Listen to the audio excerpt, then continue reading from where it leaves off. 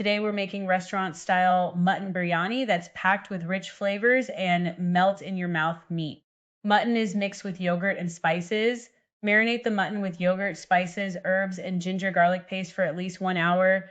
Fry sliced onions until they become perfectly golden and crispy. Sliced onions fry until golden brown. Boiling fragrant basmati rice. Boil the basmati rice until it's about 70% cooked. Marinated mutton cooks with onions, tomatoes, and spices. Cook the marinated mutton until it's tender and coated in a rich, flavorful.